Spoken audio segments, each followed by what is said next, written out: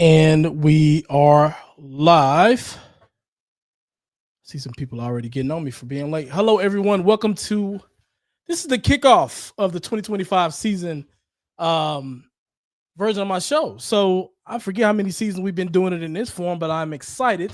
Football is back, baby. Football is back. So thank you guys for being here. I already see we got lots of comments in the chat that we'll get to, but today I'm breaking down my expectations, and just what we're going to expect from this season from the UTSA Roadrunners. So I'm going to get some predictions out there. I'll save some of that for the end of the show.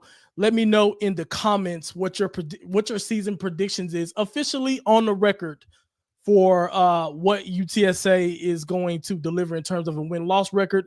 I will share that with you guys.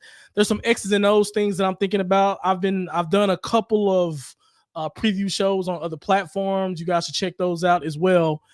But I've been asked some interesting questions about, what's best case scenario, what's worst case scenario for UTSA, and I feel like I've landed somewhere in the middle in terms of what my predictions and expectations are going to be for this season. But without further ado, I am going to start getting into your questions. And as we go through this, you guys will get a lot of my predictions going into the show. But before I get started, I'm going to be good about this today and tell you guys now, like and subscribe. This is going to be a big season. Got loads of content coming your way this year. I'm super excited about that. I took a week or so off of the shows to plan for everything.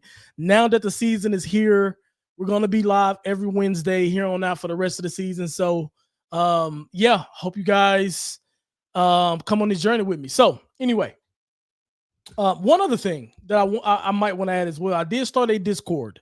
I'm having trouble putting that in my description of the video, but you can find it on my X account or Twitter account, whatever you want to call it. I am probably after this going to add it to my description of this video, but I'm starting Discord. There's the reason I'm doing that mostly is because there's a lot more I want to share with you guys, but I have to apply for credentials every week or every football season. I have a Twitter account that that I talk UTSA, but I also have a lot of folks within the program that I interact with on that.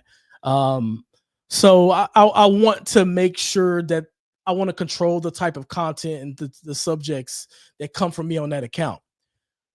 But there's so much that I come across, so many things that come across my desk that I can't necessarily share on those accounts or even in this platform.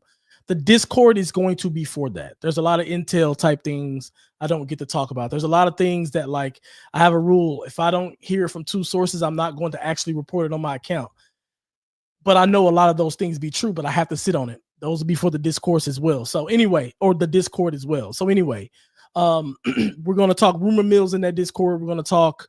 I'm going to do a lot more X's and O's in there.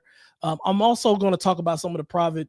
I'm going to try to put a lot of my, not all of my discussion on the administration and a lot of the things that go on behind the scenes. I'm not going to park all of it there, but most of it will go there. But yeah, just wanted to let you guys know about that. Now, let's jump into the show. Guys, I love Liquid IV, by the way. Anyway, Mr. M says, I heard on a podcast that UTSA's defense could possibly be way better this year since the defense last year was pretty bad, and it's basically going to be a completely new defense. Thoughts on this?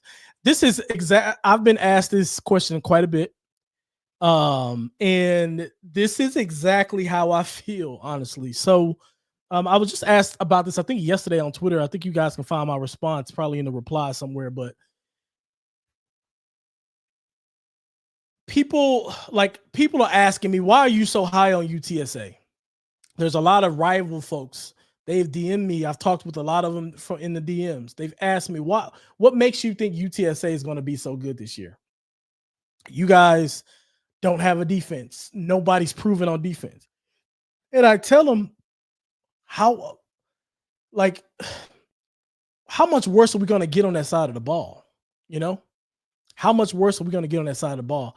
they gave up 31 points per game at the back half of the season. Now, some of that was off, they got put in bad situations by the offense. So the offense will being better this year is going to help clean some of that up. But like how much worse can they get? They brought in a lot of good players. Um they obviously lost some good guys, but UTSA always has a pretty good front seven.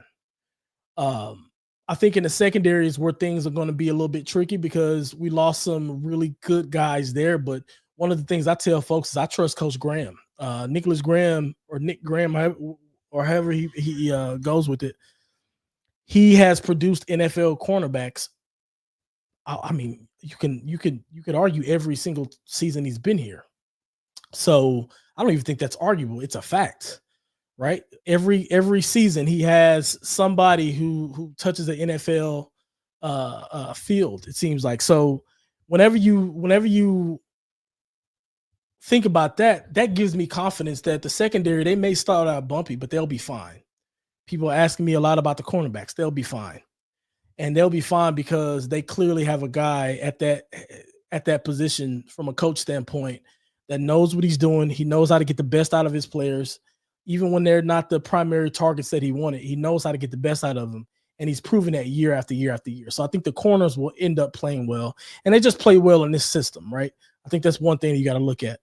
Um, but I just think safety is going to be a bit worrisome. But like how bad can they be? I think. I just hear Coach Trailer talking about that side of the ball and what they think about it and what Coach Lep thinks about, what happened with them and how they're chomping at the bit for the next season because they were disappointed in their overall performance from a season standpoint in 2024. I think they'll be fine this year. I think they'll be fine. Scott says, as a former player, how important is the offseason for development of players? What are some specific things players do to improve impact for the next season? Great question. We got two banger of questions to start off today. I like this. So, the offseason is hugely important because it's the period of time where you get to work on your body. And especially in college, you get to in college, a lot of these guys are like entering into like their grown man bodies per se. And a lot of guys that are coming right off a high school field, they're not developed yet. They don't have muscles, they've never been on real weight gaining programs. They've never worked with strength and conditioning coaches this closely that is focused on sculpting their bodies to be able to be in prime position to go out and endure a football season. Like coming into a program and having access to that from high school is huge. It's hugely important. And you got to understand. And I know if it was like this, the way, whenever I was playing, a decade ago at this point, I know it's even better now. These coaches are hell bent on making sure, they know they're tracking weight, they're tracking people's bodies fats, they're tracking VO2 maxes, they're tracking their fitness to a T to understand, hey, what's the optimal playing weight and playing size for this guy? What does he need to improve on? Is this defensive lineman, a little weak or whatever in his base? What do we need to do to make sure we get his base ready so he can be a big time player? Do we need to work on, a running back's explosion whenever he comes out of a cut? All these types of things that they get time to focus on without having to put on pads and without having to take hits and things like that. So the offseason is hugely important. And some of the specific things they do is honestly just weight training. I think weight training is the biggest part because a lot of guys coming in, especially younger guys, they are a lot more lean and they need a little bit more muscle because they are now battling grown men, right? So yeah, I think that's a big part of it, but also technique is a huge thing. I just thinking about myself. A lot of what I focused on in the offseason was technique and drills. Are my feet in the right position. Those little final details that when the season gets started, you don't have time to work on those because you're just game planning for a team and trying to prepare. But the time to sharpen your technique and to sharpen your body and your conditioning is in the off season. So if guys are going to make technique improvements in the off season, you're not going to make those improvements during the season. And to me, that's where you get the most. When players make big leaps in terms of improvement, it's always because they had a really good off season. Rockanoon to the Moon says, who do you think the top 3 wide receivers will be for the season, and what skills does each one bring to the table? Who would you want your next 3 based on the things you might have heard from? Oh, man, these are great questions today. All right. That's a really good question. And I'm going to cop out I'm going to answer this in cop out, so I apologize. I think the first one is David Amador. And the reason for that mostly is because I think he is a face of the program type player. And I think he'd be great for the city of San Antonio to really get behind. So I wish that kid health. In terms of what he's good at, I think he's he excels at being in space. He excels at running after the catch. I think is important for him. And he's a guy who can throw the football. So anytime you keep him on the field, teams have to be wary of, maybe you got a double pass out of there because he can throw the football, right? So he's someone that just has versatility across the board that I want to see do well. Obviously, Devin McEwen is another one. I think I want to see him take the step forward, a large step forward, because I think he showed some really good things in his freshman season. And I think also in this past season, he did some things really well, but he was battling injuries. And it sort of threw his season off a bit.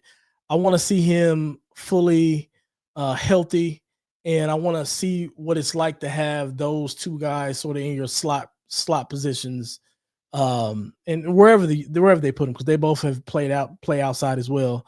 But it'd be great to see, both of those guys are yards after the catch guys. They both have really good versatility to their game. So I think having those 2 being sort of your core featured guys at your receiver is a big one. The third one for me is Houston Thomas. And I know he's a tight end, but he's a glorified receiver. I think he has the potential to be maybe the most notable person on our team. I know we rotate I know we rotate guys in and out, but Owen McCown loves to throw to those tight ends. He loves those over the middle shots, and he'll be the guy that's going to be there. He has really good hands. He's a big body. He can move a little bit as well. I expect him to score a lot of touchdowns this season for UTSA. So those are my 3 guys. I know I copped out with a tight end, but I really think that the tight ends are going to be hugely important to UTSA's success this season. Mr. M says, why was our pass defense lacking last year? What are some ways we can clean it up while keeping our offense, while keeping our run defense strong? I think a lot of that just comes with, man, like being on the same page and having continuity and back there. It was funny. I was talking earlier today with 2 former players, and one of them asked me the question, what's more he asked me the question, what's more difficult or what's more difficult between playing man and playing zone at the corner position? And his perspective was playing zone corner was really easy because all you have is zones. And my rebuttal to that was no, playing zone is very, very difficult. And I think conceptually people look at like, oh, zone coverage, you just have a space and people are going to just magically run into your zone. Doesn't necessarily work that way. People don't understand that, like, if you got a zone, you have to also rely on your teammates that are in the vicinity to have their zones. And you guys got to work as a cohesive unit to make sure everything is covered. Oh, and by the way, the offense is going to be running plays and doing things like delayed routes and weird stems and things like that to disrupt the zones that you have. So to me, to answer your question, I say that to say it's going to be difficult, but I think continuity, and it's something that UTSA is not going to start the season off with, right? Because there's going to be new guys all back. There's just going to be new guys everywhere on that defense. But continuity and trusting that your safety is going to be over the top when you need him. That safety trusting that his corner is going to get a good jam on his outside receiver so he has time to get over the top. Trusting that your linebacker in a cover 3 is going to go curl the flat and make sure that he can get, the flat that's out there and give you some support. Whenever a receiver's trying to clear zones. There's all these types of things. I know I'm going a little bit overboard on the X's and O's things, but like all those kinds of things makes up a good secondary. So to me, it's kind of everybody who's in pass coverage in general. They just have to be better. And it's just going to take time. It's not going to be pretty probably to start out the year, but hopefully it doesn't take us half the season to start, covering well in the secondary, but we'll just have to see. I think our run defense will be strong though, because I think the way our defensive coordinator likes to call his defense and the way they set up, they're going to be all right against the run. I wouldn't worry too much about that. Gabriel Perez says, what is your floor/ceiling for UTSA this season? Love the show, man. Thanks so much for this. I'm just telling people now, my ceiling is 11 games. And it is because I can't, after A&M, I know some of y'all are probably going to kill me for this, but after A&M, or besides A&M, I can't see another team on the roster that I'm like, yeah, I think there's more than a 55-60% chance that UTSA won't come out of that game victorious. There are some teams I'm worried about. There's some games I'm worried about. I'm definitely worried about going to North Texas. Yes. I am definitely worried about Tulane coming to the Dome. Yes. And y'all know, for y'all who've been around my show, y'all know I'm worried about Army. Last game of the season. Absolutely. But if you're asking me what the ceiling is for UTSA, there is a world where they win all those games. Those aren't beat like I'll put the question back on you guys. Remove A&M. What team on our schedule UTSA can't beat? Who are we not going to be favored against? You can argue that we may be favored, assuming things go well. We may be favored against the tougher teams because we got them at home. UTSA, that dome is a problem. All you folks here in the chat, all the folks we see on Twitter, everybody shows up in that dome. Well, not enough of people show up in that dome, but the people who show up in the dome show up and show out. It's a problem playing there. Teams have struggled to play there.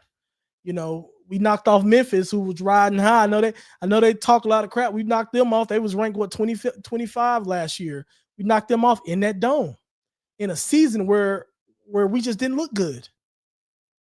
So I look at the Tulane game and the Army game, and I'm talking about once we get to conference. Those are two games that you got to have circled. I put out on my Twitter this week. Tulane is the most dangerous game for me. It's the biggest game, most important game of the season, because I think that's going to decide one half of the conference championship at the end of the year.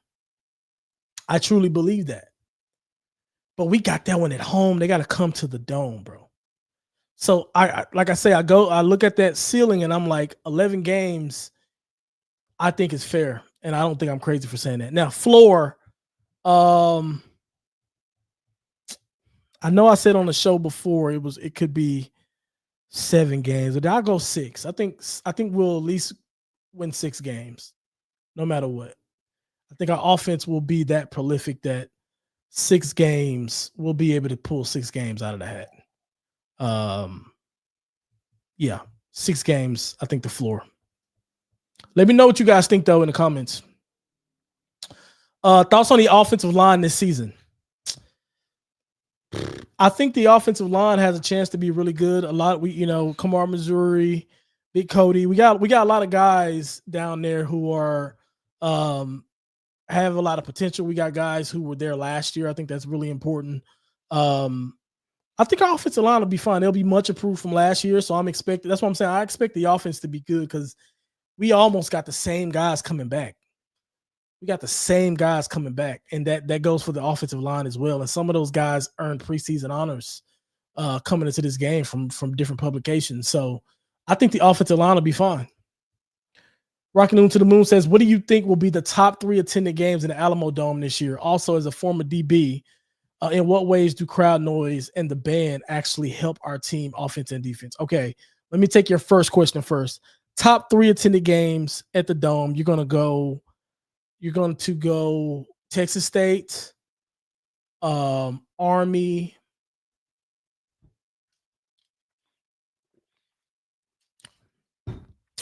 The UIW one is tricky. UIW is tricky. I don't know. I want to say UIW because they have, they're favorites to make noise in the FCS. They're obviously a big time team, but like, if the Tulane game wasn't on Thursday, I would go Tulane. But yeah, I'm gonna say Army, Texas State, and UIW because I don't think Tulane's gonna be able to be in it because of that Thursday. East Carolina, neither. I can't see that one being a huge game. A lot of people are going to be getting ready to travel for the holidays. I think that's going to be a tough. Yeah. Yep. And all games that I plan to be at this year. Mike says, I think to continue the momentum of being one of the best G5 programs, we need at least a conference championship appearance. You know what, man? Honestly, I think the pressure's on. I think conference title or bust is what I titled, or I put as part of the title of the video. And I think that's important because UTSA has been looked at as one of the top G5 conference or G5 teams, just from the simple fact that you look at, we had won back-to-back conference titles in the Conference USA before moving to the American Conference. And one of the things I was looking at some numbers, and I tweeted this as well. If you look at UTSA, whenever they won the 12 games, it's been 12 games. The next season, 11 games. The next season, 9 games. And this past season, 7 games. And to me, like, I think the first two is a wash, right? Because we won conference those years. So 12 and 11, that's a wash. But you go to the American Conference, you win 9 games. It kind of shows like, hey, that season wasn't as good as the other two. And then you look at last season, which was for UTSA, what appears to be a rebuild of a nucleus anyway. But I think it'd be concerning if they stumble as they go back up. I think a conference title is super important, but you'll hear from my prediction. I'm being a little bit conservative on a prediction. But there's a number that I think we have to reach. And I'll share that here in a second. But I don't necessarily think conference title appearance, even though I understand where you're coming from 100%. Mike says, I feel like this is a big year for both Traylor and the program. The outcome of this season will determine how a lot of people see the coach and the program. Are we elite? Are we posers? Great point. That's kind of what I mean. So I guess I'll go ahead and share it now. My prediction for UTSA, I think 9 games is where UTSA will be. I think 9 games. And I have Army, not Army.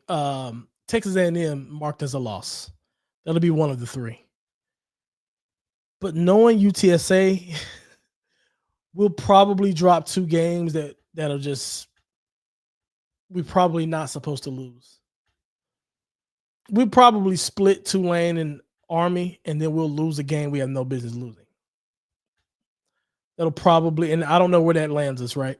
I don't know what that lands us. Maybe we lose one of those games at yeah, maybe we lose one of those games in the non-conference. Maybe it's Colorado State, and then we just lose one of the other ones back in. We might end up still compete for a conference title. Who knows? But for me, 9 games is where UTSA will be this year, and I think UTSA has to be there this year if we want to maintain the edge that we have over our peers. At this particular point in time, you can't afford to take another step back. You have to inject a little bit more life into UTSA, the fan base, the program, and really drive home that football is the premier sport at the school. You look at what baseball did this year. You look at what women's basketball did this year, and a lot of these teams are dominating in their conference, and UTSA stumbled a little bit. Not bad, respectable finishes, but not dominant. And I think it's time, especially for Traylor and just what he's about. I think it's time. It's time to dominate. Mike says it's important that we eliminate penalties, practically leading the nation last year in penalties. Oh yeah, it's awful.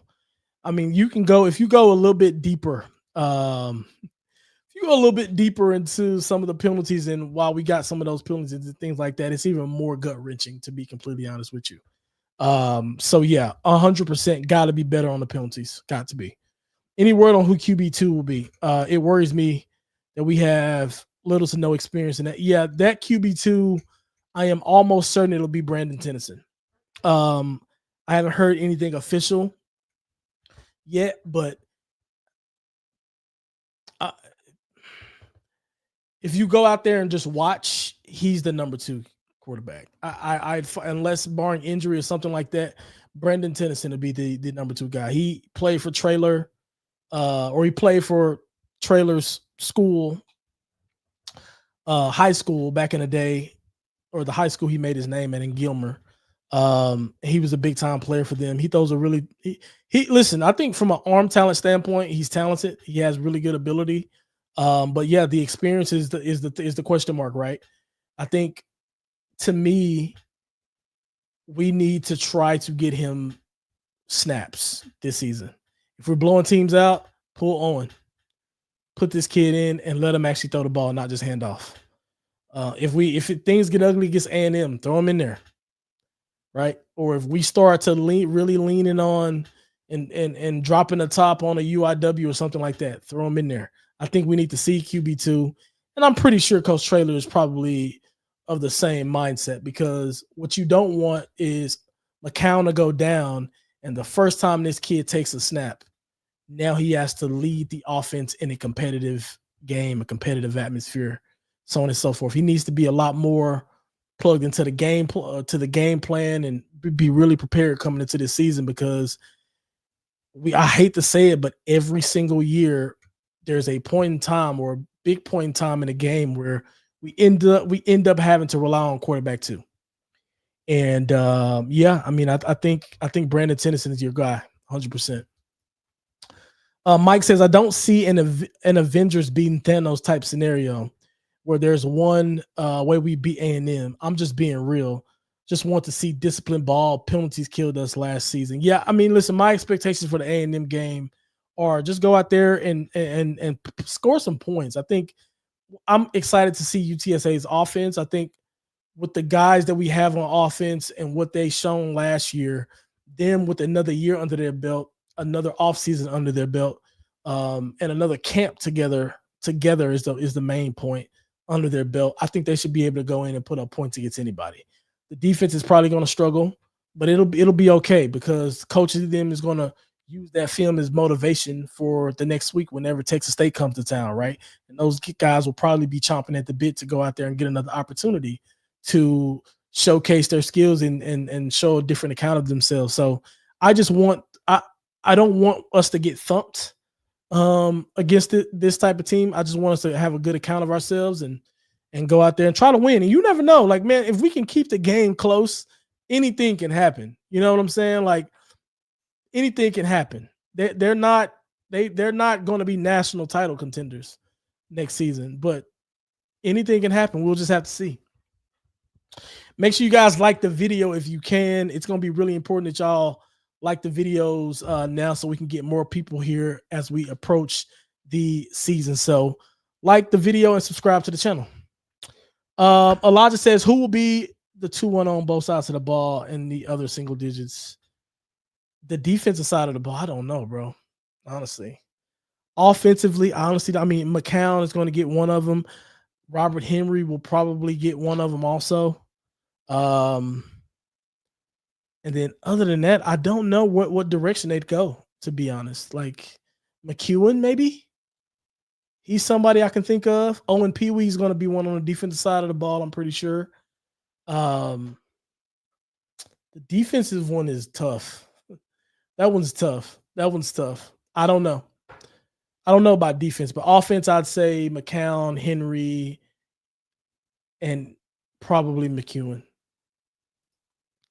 Shout out to Jason clock checking me. That's fair. Melissa says, hey guys, shout out to Melissa. Like and subscribe. Appreciate you, Melissa. Cody says, I'm sensing that college football. I'm sensing that college. Oh, bro, me too. Hallelujah. It's soon here. Yes, me too. I'm excited. I've been waiting on this all season. I've been waiting on this since it ended last time. Man, it's fun, bro. Like football is everything, bro. And yeah, I'm excited. I'm excited for the season. Daniel says everything comes down to Owens throwing. I know he had trouble throwing the long throws over 30 yards. If he can improve that, we should be good. Yeah, I think. Listen, every quarterback has their strengths and weaknesses. I think McCown just had a year of learning, and once he got up to speed, he was pretty good. Wasn't perfect, but he was pretty good. And I think now he's going to come into the season in his brain knowing what he did last season.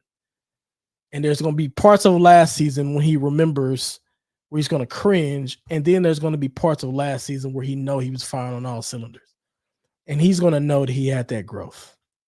And for him, that growth is not going to stop at last season. He's just like, oh, I realize that I can play dominant football on this level. What am I going to be able to do this upcoming season where the chips are going to be on my side now? I'm going to look to my right and look to my left, and it's going to be the same receivers that I threw the ball to last year. It's going to be the same guys. I know how this guy gets in and out of his breaks. I know how this guy can prefers the ball to be thrown to him, right? I know how this guy over the middle, one of my tight ends, he likes the ball up here instead of down low. I got to make sure I get it to him. He's going to know exactly the tendencies of the guys that he's playing with. He's going to have a veteran running back that he's going to be able to hand the ball to that he's confident in as well. It's going to be a different ball game this year, folks. It's going to be a different ball game. And for all the people who are like, why are you so high on UTSA? Guys, continuity is a commodity now in college sports because of the transfer portal. You do not have guys who are staying together in one place for even 1 year at this particular point in time, for even like a consecutive season or consecutive couple of seasons. You don't have that. The fact that UTSA is bringing back all of this offensive talent, think about it. What big time players are we losing? If you look at the production from last year, we got all those guys back on the offensive side of the ball. Amador's back. McEwen's back. Robert Henry's back. Owen McCown's back. A couple of the linemen's back. Yo, I'm telling you. People don't, listen, they're going to find out. Because I'll say it I'll say this like I said it before. UNT's ushering in a new quarterback. Texas State, who's an opponent, they're ushering in a new quarterback. Tulane's ushering in a new quarterback. He just got there, by the way. The guy who's probably going to win the job. Army's ushering in a new quarterback. You keep going down the line, new quarterback. I think Rice, same thing. I think. Not us. Cody says, I feel like an upset over A&M is more possible this year than any time previously against any P4 team. UTSA's offense should have no problem finding the end zone, but it may take a few games to get clicking. Yeah.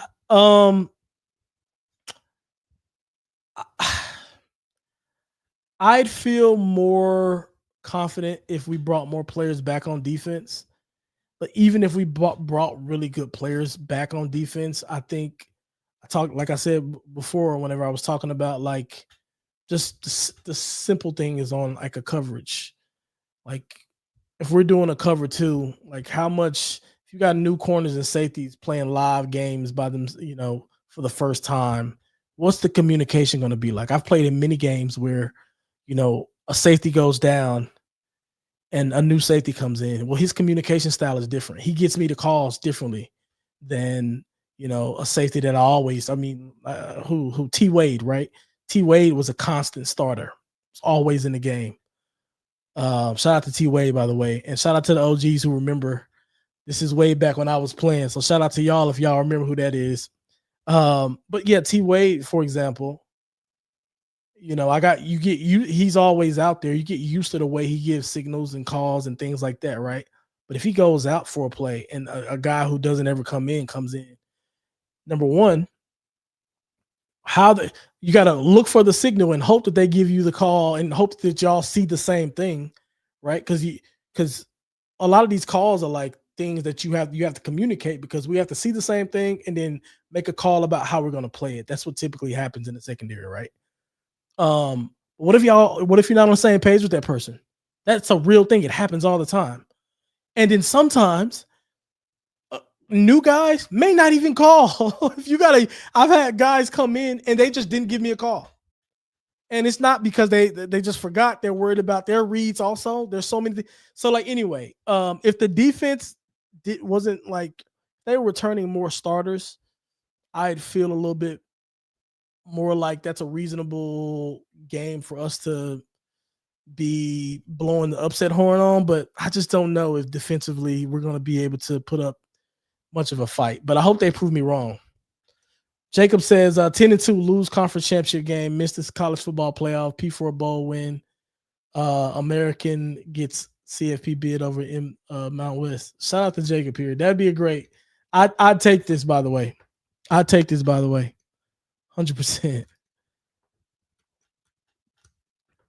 Mr. Meep says Roadrunners are going 14-0 this season with a conference championship. Conference championship and a bowl win. Owen McCown will win the Heisman as well. Just my opinion, bro. Meep. You know what? Shout out to Mr. Meep. Shout out to Mr. Meep there. Hey, I'm not tripping, bro. It's about that time of the year where, us Roadrunners fans are gonna start wearing these orange tinted glasses, if you know what I mean. So I ain't tripping, bro. I'm not tripping at all. Yeah. Tuning in from I'm assuming San Marcos, San Mo. That's San Marcos, right? Oh yeah, my man Zach Webb. Yeah. Appreciate the content as a rival. Shout out to Zach. Zach and I talk a lot on in the DMs. He's one of the Texas State fans who are very reasonable.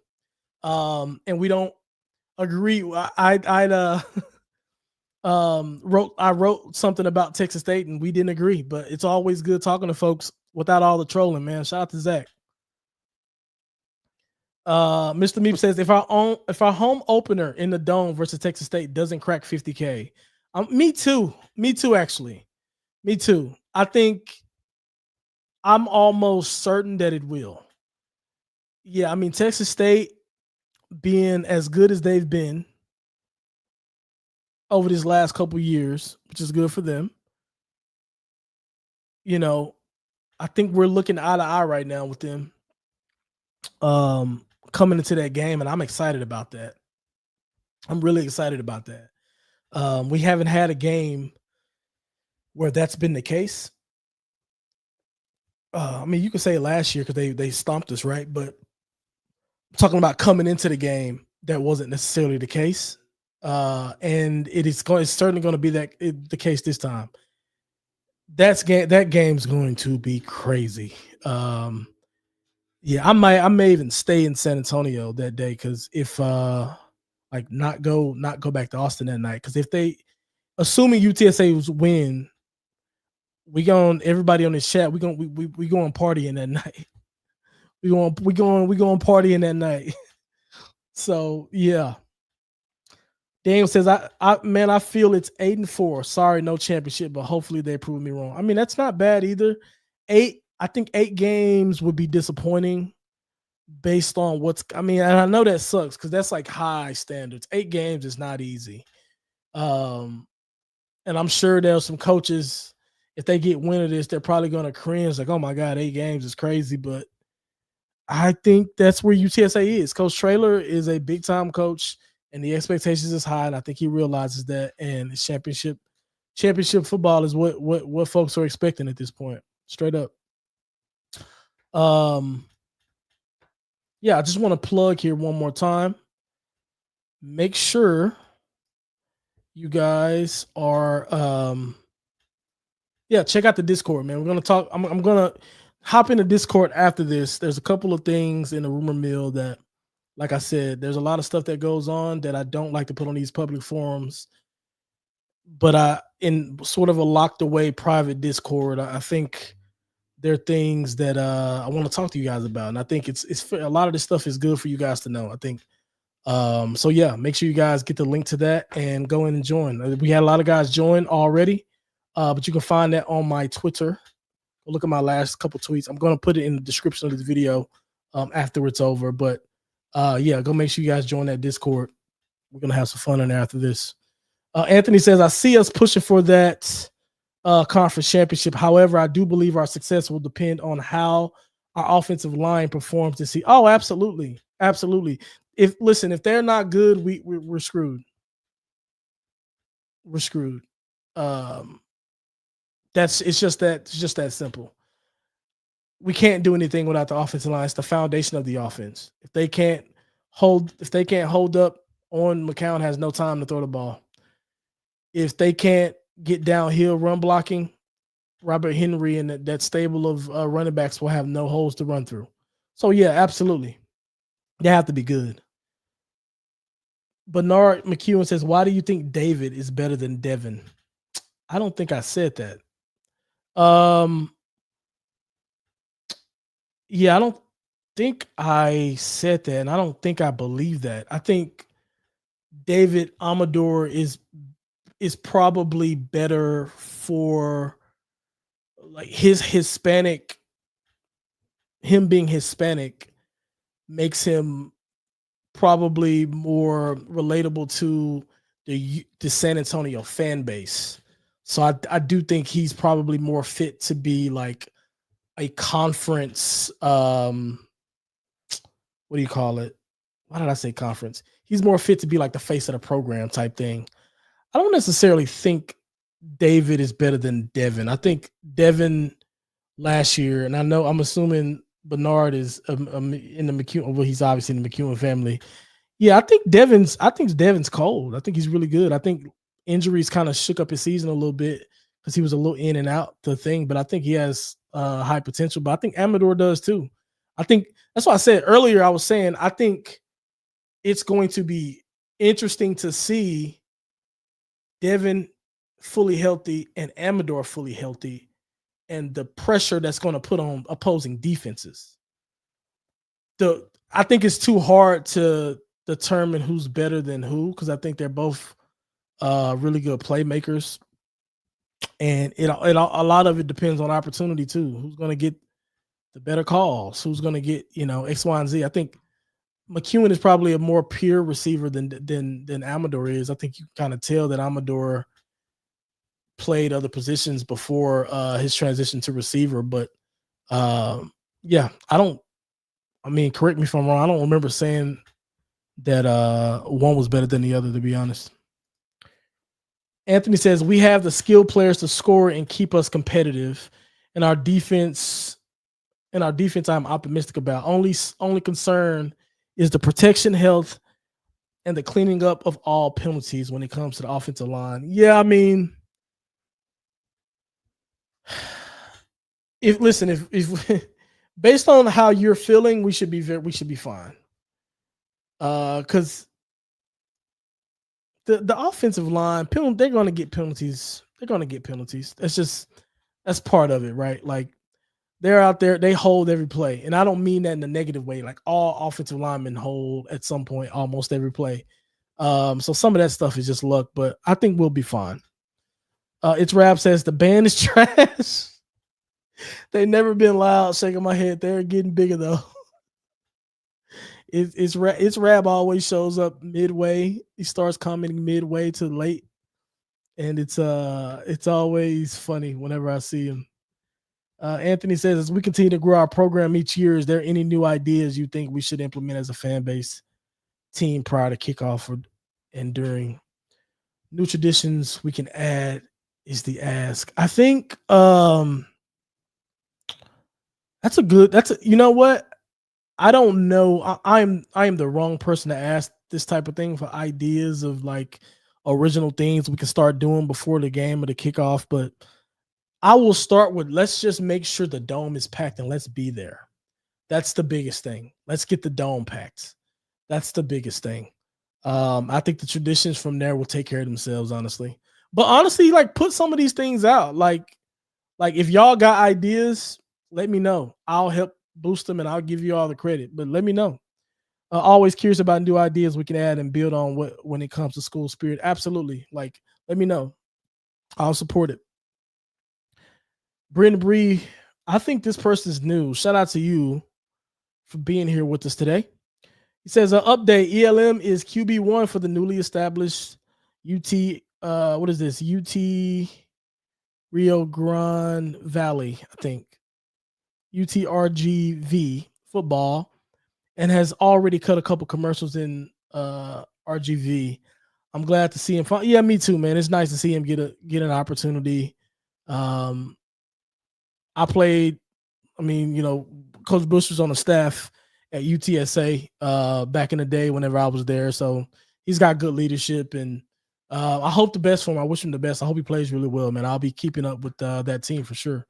Thomas Patton says, I noticed ticket prices are expensive for the Texas State game. So to get 45,000, they need to be upper deck. They need the upper deck open for $15 tickets. Any idea of?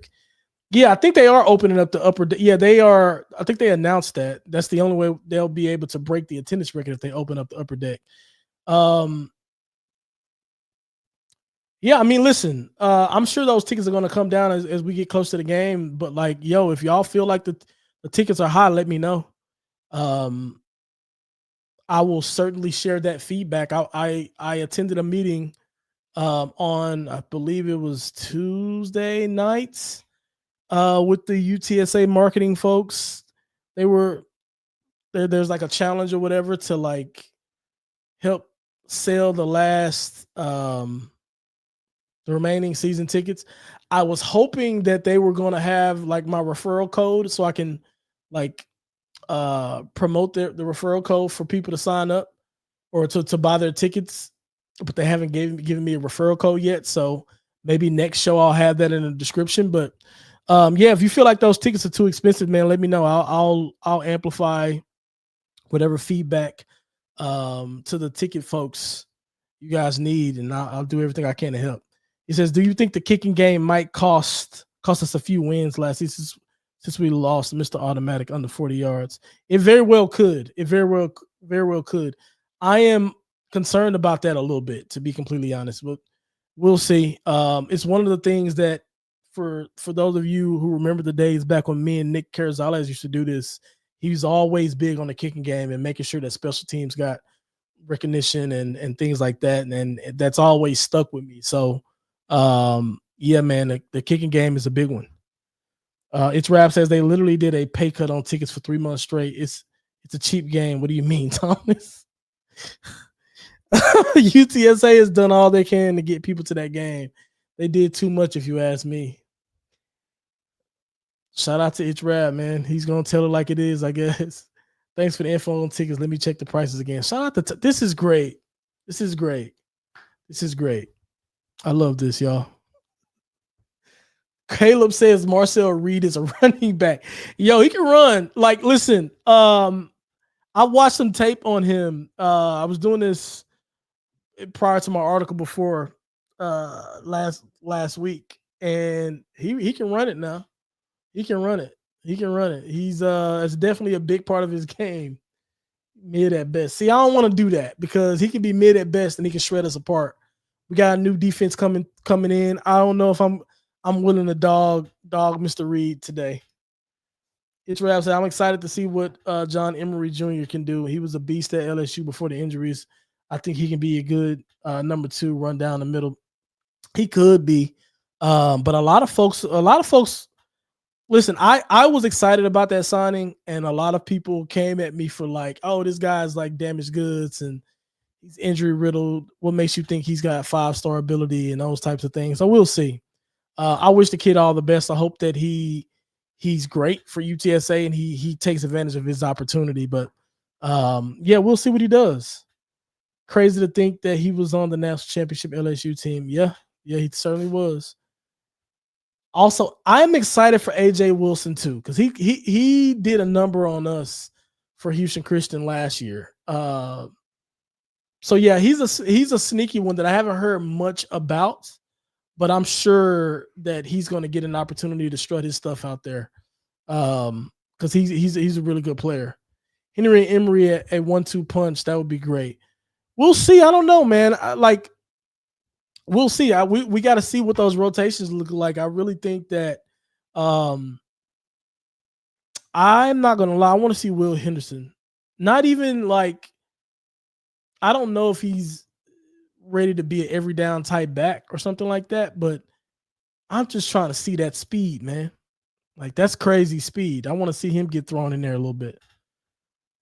It's Rap says Traylor has a tendency to pull his players in the third versus P4 teams to save players. So look out for that move to see if he's serious about the game or not. Yeah, I mean, if we're getting smoked, I wouldn't blame him. Like I said before, get the young guys an opportunity to play. And QB2 is the one I'm looking at there. Like, let's not have, like I said, the first time our QB2 comes in and he's in a competitive game, it's the first snap he's taking on the college field. Like, I don't want to be in that position. Gio says, what does UTSA marketing need to do to get more attendance at home games?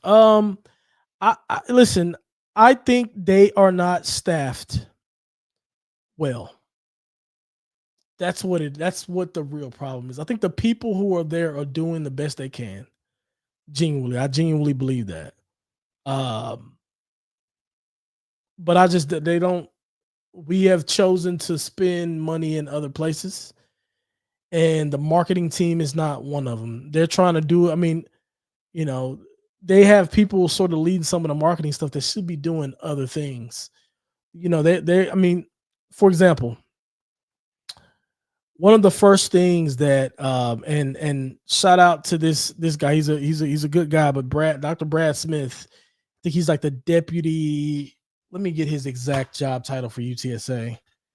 But he is, let me see. I don't want to get this wrong. He might have like unfollowed me or something, because he's definitely not. I'm searching his name on my X account and I am not seeing him. That would be weird because I just talked to him earlier this week. I also wouldn't be surprised if, let me see. Okay, here we go. So, oh no, he still follows me. He's the deputy AD for external affairs. So whenever he got on a call on Tuesday, whenever we were talking, there was put sort of people together to see who wanted to volunteer to help be an ambassador in terms of helping them sell tickets. The first thing he said whenever he started his speech he was introducing himself, was, we wear a lot of hats. We wear a lot of hats, meaning they are all doing multiple people's jobs. And they're not staffed good enough to canvas the entire San Antonio to really drive energy into these campaigns. That's why they're asking for help. That's why they're asking for ambassadors to step in and help. One of the questions that I asked them on that call was, um, what one of the questions I asked was, is there a plan to have, some ambassadors of the program to that you guys work with more long term? And he said yes. So I don't know what that means. What does that look like? Y'all have heard me talk about this at nauseum at this point, but you know how I believe some of this stuff. Some of the people who have a lot of clout and stuff around San Antonio, they should be the main people that you're in cahoots with to go out on the streets and get people to come to these games, right? They should actively, and I'm not even just talking about for myself, but they should actively partner with channels like mine. There's other people that do channels too. You don't have to choose me because I sometimes criticize their marketing efforts. So if they don't want to use me, they don't have to. But right, like you should want to bring more eyes to um channels like this or what is it, Alamo Audible guys. You know, JJ and his folks. And I don't know, JJ got crazy amount of followers, so he may not need it. But like some of these other folks who don't have as big of followings, maybe they should partner with some of these channels so they can get access to some of these communities and get the word out there. And also the people that do follow them, hey, you bring more people in uh to some of these channels because this is what creates the excitement. You guys aren't here just to hear me yap. I mean, you're here to hear me yap about UTSA, and that's part of your excitement for game. It's part of your preparation for Saturday, right? So I think that there's some things that they can do. I also think that they are a little behind on some of the industry best practices. Um,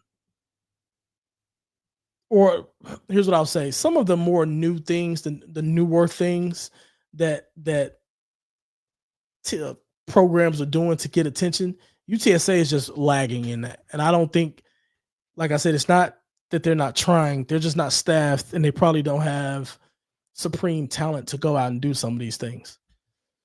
Trust me, I've done a lot of research on some of this stuff, and I know people that's around other programs, um, and I see what the best folks are doing, and I've seen behind the scenes how they're getting things done and what they're doing. And trust me, guys, there are schools around. Here's what I'll say: there are schools around Texas who have reached out to me to ask me to do this for their school. And they talked about ways that we can partner. And I was honest with them. I do this because I love UTSA. I'm not just gonna you know, do this type of, you know what I mean? And they are schools with bigger followings, so on and so forth. And what I think is funny, what I think is funny about this, and it's two schools. What's funny about this is two bigger schools have reached out to sort of partner on this type of stuff, and UTSA hasn't once. And like I said, that's not me, and it's not partner in a way to like there's limited things that they can do from an official capacity. But like some of the things that these other folks were pitching at me was quite interesting. And yeah, it's just funny. UTSA is just not on that type of thing. Now, also what I hear too is this will be some of the stuff that I'll talk about in the Discord, by the way. Make sure you guys go and check that out. But it is very difficult for UTSA to be flexible with some of these things because of the amount of red tape that has to be that's around everything they do. Everything they do before they make any decision, right? So yeah, it's It's a weird situation, but I do think they're trying. Wild card, we beat A&M one game but lose. Please don't say that. That would be UTSA like, but please don't say that. Honestly, I'm not gonna lie. I'd rather beat the A&M if I only had to pick one. Okay. We are pretty much at time here. I'm gonna run through these last ones to see if there's anything huge. Oh, pause. Hey, yo, that's crazy. Let's see. Shout out to Pops. He says if UTSA has adequate marketing staff, they need to get out in the community. Also, loyal UTSA fans need to blast UTSA on social media, generate some interest. Yeah, I mean, you're not wrong. You're not wrong at all. You're not wrong. I agree 100%. I think, yeah. Well, they don't have adequate marketing staff. That's the only part. They don't, and they probably don't. I don't know if they canvas enough, but yeah. Let's see. I worked as a Spurs at the Spurs from the opportunity given me the marketing class at UTSA, but they don't think they can use students that for themselves. Oh wait, I forgot they only hire UT grads. Shaking my head. Shout out to Israel, man. Mike says, for example, there's been very little social media mentions about kickoff lunch. It seems like, yeah, like you'll be surprised at the process that they have to go through to make social media posts. I'm not even joking. Like, y'all, like I said, join my Discord. I'll tell y'all a little bit more, but this is all hearsay from what I hear. But there's just a lot of red tape that they have to cross. There's a lot of approvals they have to get to do anything. And like I said, to me, if you can't do things on official channels, it doesn't hurt to have partners who operate in sort of these small niche communities, as I do. Reach out, let us know.